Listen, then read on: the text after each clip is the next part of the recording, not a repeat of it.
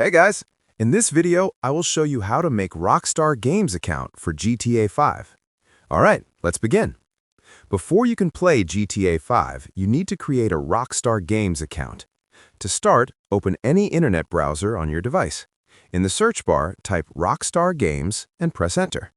Click on the official website, which is rockstargames.com.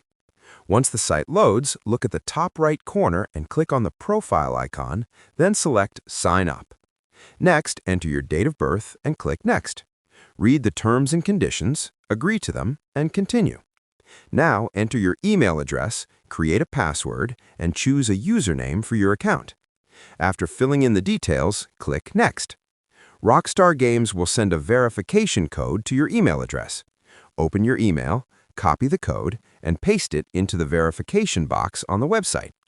Click Submit to confirm your account. You can then adjust your profile settings or leave them as default and continue. Once completed, you will be automatically signed into your Rockstar Games account.